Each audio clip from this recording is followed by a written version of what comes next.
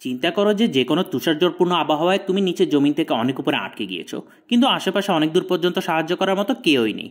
ঠিক এরকম ঘটনা ঘটে আমাদের আজকের কাহিনীতে। কাহিনী শুরু হয় এক স্কি রিসোর্টে, যেখানে ড্যান নামের এক লোক তার বন্ধু জয়ী এবং গার্লফ্রেন্ড পার্কারকে সাথে নিয়ে এসেছে। ড্যান এবং জয়ী ছোটবেলার বন্ধু এবং তারা প্রতি বছর এই পাহাড়ে স্কি করার জন্য আসে। জয়ী প্রায় সময় মহিলা টিকিট অপারেটরের সাথে চালাই করে কথাবার্তা বলে টিকিটের ডিসকাউন্ট নিয়ে নিত, কিন্তু এবারে লিফট অপারেটরের ছিল একজন পুরুষ লোক, এই জন্য তারা কোনো সুযোগ করতে পারছিল না। এই জন্য তারা পার্কারকে ওই লোকের সাথে ফ্লার্ট করার জন্য পাঠালো, কিন্তু ড্যানের গার্লফ্রেন্ড পার্কারকে জয়ী একদম পছন্দ করতো না। এবং জয়ের এই ব্যাপারটা একদমই পছন্দ ছিল না যে ছেলেদের ট্রিপে সে কেন এই মেয়েকে সাথে নিয়ে এসেছে। ড্যান এ ব্যাপারে মাপ চেয়ে নিল এবং বলল, আরে বুঝতেই তো পারছো অনেক ঠান্ডা, তাই নিয়ে আসা লেগেছে। অবশেষে তারা একটি লিফটে বসে পাহাড়ের উপরের দিকে যেতে লাগলো। মাঝ রাস্তায় জয় পার্কারকে কয়েকটি খোঁচা মারলো, কিন্তু পার্কার পাল্টার জবাব দিয়ে জয়কে বেইজ্জতি করে দিল। আর এদিকে বেচারা ড্যান দুজনের মাঝখানে বসে দুজনকে সামলাতে লাগলো। আর ঠিক তখনই লিফট একদম মাঝ বরাবর এসে বন্ধ হয়ে গেল। অনেক লোক কমপ্লেন করছিল এ ব্যাপারে, কিন্তু পার্কার একদম চুপচাপ বসে আছে, কারণ সেই উচ্চতা অনেক ভয় পেত। কিছুক্ষণ পর লিফট আবার চলতে শুরু করলো এবং তিনজনে পাহাড়ের চূড়ায় গিয়ে পৌঁছলো, কিন্তু পার্কারের কারণে জয়ী আর ড্যান প্রতিবারের মতো মজা করতে পারছিল না। কেননা পার্কার স্কি করতে পারতো না এবং প্রতি 2 মিনিট পর পর সে পিছলে নিচে পড়ে যাচ্ছিল। এভাবে তাদের পুরো দিন পার হয়ে গেল এবং তারা আবার ফিরে আসলো।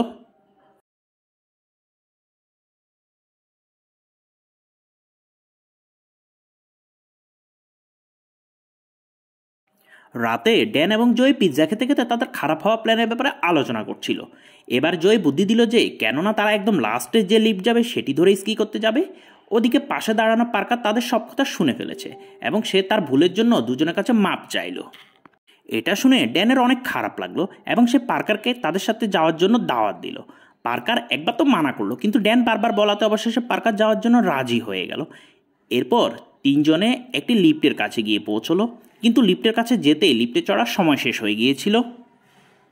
কিন্তু তিনজনে হার না মেনে লিফট অপারেটরকে রিকোয়েস্ট করতে লাগলো, কিন্তু লিফট অপারেটর বলল যে একটি তুষার ঝড় আসছে, এজন্য লিফট তাড়াতাড়ি বন্ধ করা লেগেছে। কিন্তু অবশেষে তিনজন ওই লিফট অপারেটরকে কিছু ডলার বেশি ঘুষ দিয়ে রাজি করিয়ে ফেললো।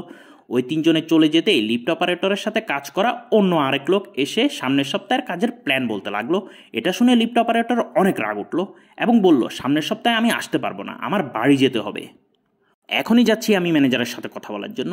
যেতে যেতে সে অন্য লোকটিকে বলল যে লিফটে এখনও 3জন লোক রয়েছে, আর ওই 3জন ফিরে না আসা পর্যন্ত লিফট বন্ধ করো না। আর ঠিক তখনই ওখানে পাশে 3জন লোক স্কি করতে করতে এলো। তখন ওই লোকটির মনে হলো টিকিট অপারেটর মনে হয় এই 3জনের কথাই বলেছে। আর ঠিক তখন ওই লোক লিফট বন্ধ করে দিল। ঠিক তখন ড্যান, জয় আর পার্কারের মনে হলো দিনের বেলার মতোই হয়তো কোনো সমস্যার কারণে লিফট আবার বন্ধ হয়ে গিয়েছে। জয় সাহায্যের জন্য চিৎকার করতে লাগলো, কিন্তু ততক্ষণে সবাই চলে গিয়েছে। এদিকে আস্তে আস্তে টেম্পারেচারও কমে যাচ্ছিল এবং তিনজনের প্রচণ্ড ঠান্ডা লাগছিল। কয়েক মিনিট পর সেখানে সকল লাইটও বন্ধ হয়ে গেল। তখন তিনজনে বুঝতে পারলো যে লিফট নিজে নিজে বন্ধ হয়নি, কেউ একজন লিফট বন্ধ করে দিয়েছে। এটা চিন্তা করতে পার্কার ভয়ে চিৎকার করতে লাগলো। তাকে শান্ত করার জন্য ড্যান বলল, কান্না করো না, কোনো কারণে হয়তো লাইট চলে গিয়েছে।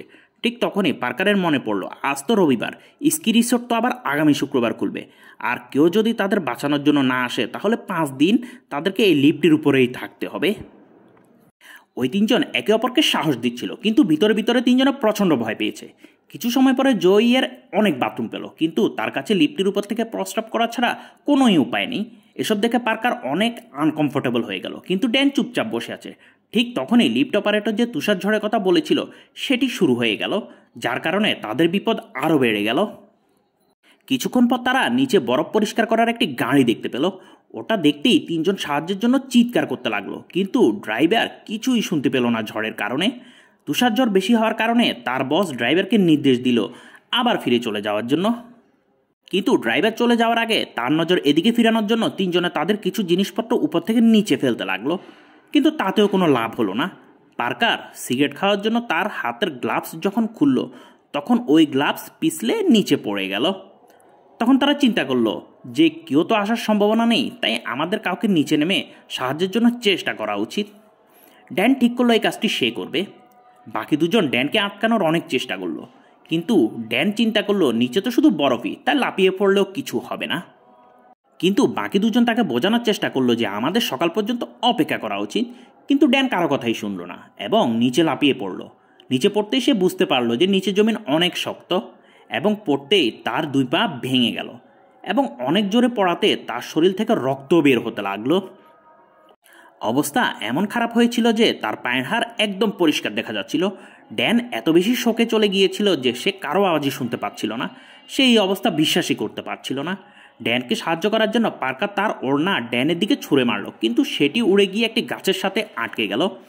তারপর জয় তার গলার মাপলার বলের মতো গোল করে বানিয়ে নিচের দিকে ছুঁড়ে মারল এবং সেটি গিয়ে ড্যানের পায়ের কাছে পড়ল। কিন্তু তার পা এত বেশি ভেঙে গিয়েছিল যে ড্যান সেটি পর্যন্ত উঠে গিয়ে নিতে পারছিল না। অনেক মুশকিলের পর সে ওই মাপলারটি নিল এবং তার পায়ে শক্ত করে বাঁধল। তারপর জয়কে ঝুলে ঝুলে টাওয়ার পর্যন্ত যেতে বলল, কেননা টাওয়ারের সাথে একটি সিঁড়ি লাগানো ছিল যেটি সাহায্যে তারা নিচে নামতে পারে এবং কারো সাহায্য নিতে পারবে। তখন জয় বলল, এই আইডিয়া আগে বের করা যেত না? জয় নিজের উপরে এত কনফিডেন্স ছিল না, কেননা সে চিন্তা করছিল যে এতটুকু পথ সে রশিতে ঝুলে ঝুলে যেতে পারবে না। কিন্তু তারপরও সে তার বন্ধুর জীবন বাঁচানোর জন্য একবার চেষ্টা করার চিন্তাভাবনা করলো। আর ঠিক তখনই সেখানে নেকড়ের আওয়াজ শুনতে পেল, যে রক্তের গন্ধে কাছাকাছি চলে এসেছে। ওই নেকড়ে দেখে ড্যানকে সাহায্যের জন্য জোরে জোরে চিৎকার করতে লাগলো, যার কারণে ওই নেকড়ে সহজেই ড্যানকে খুঁজে পেয়ে গেল। আর ওদিকে জয় রশিতে ঝুলার অনেক চেষ্টা করছিল, কিন্তু বারবার তার হাত পিছলে যাচ্ছিল। ঠিক তখনই ড্যান একটি নেকড়েকে একদম ঠিক তার সামনে দেখতে পেল। সে কিছু করার সাহস হারিয়ে ফেলেছিল। পার্কার তার বোট নেকড়ের দিকে ছুঁড়ে মারল, যার কারণে নেকড়ে ওখান থেকে পালিয়ে গেল। কিন্তু কয়েক মিনিট পর ড্যানকে আবার নেকড়ের পুরো পাল এসে ঘিরে ফেলল। এখন ড্যান বুঝে গেল যে সে যাই কিছুই করুক না কেন সে আর বাঁচতে পারবে না। এই জন্য সে জয়কে বলল সে যেন পার্কারকে তার দিকে তাকাতে না দেয়। তারপর নেকড়ে ড্যানের উপর হামলা করলো, আর জয় পার্কারকে অন্যদিকে জোর করে ফিরিয়ে রাখলো যেন সে ড্যানকে এই অবস্থায় না দেখে। কিছুক্ষণ পর ওখানে সব কিছু একদম শান্ত হয়ে গেল, আর শুধু নেকড়ের আওয়াজ আসছিল। পার্কার ড্যানের মৃত্যুর কারণ হিসেবে জয়কে দায়ী করলো, কিন্তু জয় এটা কোনোভাবেই মেনে নিতে পারলো না। জয় নিজের পক্ষে ছাপাই গিয়ে বলল, আমি তো তাকে কতবার মানা করেছি নিচে ঝাঁপ দেওয়ার জন্য, কিন্তু সে যদি আমার কথা না শুনে তাতে আমার কি করার আছে। এরপর দুজনে একে অপরের সাথে ঝগড়া করতে লাগলো, কিন্তু অবশেষে একজন আরেকজনকে জড়িয়ে ধরে কান্না করতে লাগলো। পরের দিন সকালবেলা ওঠার পর পার্কার দেখলো যে তার হাত একটি রডের সাথে আটকে গিয়েছে, এবং সে যখন তার হাত রড থেকে ছাড়ানোর চেষ্টা করলো তখন তার হাতের চামড়া ছিলে রডের সাথেই রয়ে গেল। দুজনের অবস্থা অনেক খারাপ হয়ে গিয়েছে এবং তারা জানে যে তারা আর অতিরিক্ত একদিন তো এখানে কোনোভাবেই বেঁচে থাকতে পারবে না। জয় ঠিক করলো যে সে সাপোর্ট টাওয়ার পর্যন্ত ঝুলে ঝুলে আজকে অবশ্যই যাবে, কিন্তু পার্কার তাকে আরও কিছু ঘন্টা অপেক্ষা করতে বলল। কিছুক্ষণ পর জয় আবার ঘুমিয়ে পড়ল। কিছু সময় পরে পার্কার আর নিজের প্রস্রাব আটকে রাখতে না পেরে ওখানে প্রস্রাব করে দিল এবং সে ভয়ে কান্না করতে লাগলো। জয় ঘুম থেকে ওঠার পর দুজনে একজন আরেকজনের সাথে কথা বলতে লাগলো। তারপর জয় বলল যে সে কিভাবে ড্যানের সাথে স্কুলে প্রথমবার বন্ধুত্ব করেছিল, আর ড্যান আজকে তাদেরকে সাহায্য করতে গিয়ে তার জীবন দিয়ে দিল। তারপর সে সিদ্ধান্ত নিল যে সে ড্যানের এই আত্মত্যাগ বিফলে যেতে দিবে না। এই কারণে সে আরেকবার রশির সাহায্য নেওয়ার চেষ্টা করলো, আর ঠিক তখনই লিফটের একটি স্ক্রু ঢিলা হয়ে গেল। কিন্তু অনেক কষ্টে জীবন বাজি রেখে অবশেষে জয় সামনের লিফটে গিয়ে পৌঁছলো, কিন্তু তার হাতের চামড়া উঠে অনেক রক্ত বের হতে লাগলো। কিন্তু তারপরও সে হার মানল না এবং টাওয়ার পর্যন্ত যাওয়ার চেষ্টা করেই যেতেই লাগলো, যেখানে একটি নেকড়ে নিচে তার অপেক্ষা করছিল। পার্কার জয়কে সাহায্য করার জন্য তার স্কিকোন জয়ের দিকে ছুঁড়ে মারল, কিন্তু নিচে নামতেই ওই নেকড়ে জয়ের উপর হামলা করে বসলো। কিন্তু জয় কোনো না কোনোভাবে সে স্কিকোনের সাহায্যে নেকড়েকে পিছনের দিকে সরিয়ে দিল। তারপর তাড়াতাড়ি স্কি বুট পরে সেখান থেকে যাওয়ার জন্য রেডি হলো, কিন্তু ওখানে থাকা নেকড়ের পাল জয়ের পিছু নিল। আর এদিকে পার্কার একা ওই লিফটে আটকে রইল। তারপর কয়েক ঘন্টা পার হয়ে যাওয়ার পরও যখন জয় ফিরে এলো না, তখন সে মনে করলো যে নিশ্চয় নেকড়ের পাল জয়কে মেরে ফেলেছে। তারপরও পার্কার মনে মনে আশার সঞ্চার করে জয়ের অপেক্ষা করতে লাগলো।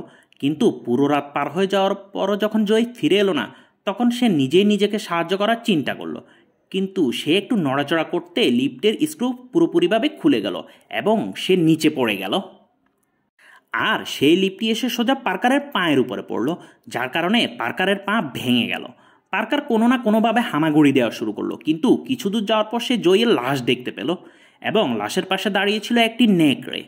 কিন্তু পার্কারের ভাগ্য ভালো ছিল, কেননা জয়কে খাওয়ার পর নেকড়ের আর ক্ষুধা নেই। এই কারণে নেকড়েরা পার্কারের উপর আর হামলা করলো না এবং পার্কার অনেক কষ্টে হামাগুড়ি দিয়ে নিজেকে একটি রোডের কাছে নিয়ে আসলো এবং সে ওখানে পড়ে পড়ে সাহায্যের আশা করতে থাকলো। অবশেষে এক লোক পার্কারকে খুঁজে পেল এবং তাকে নিজের গাড়িতে উঠিয়ে পার্কারের জীবন বাঁচালো। আর এখানে এই মুভির কাহিনী শেষ হয়।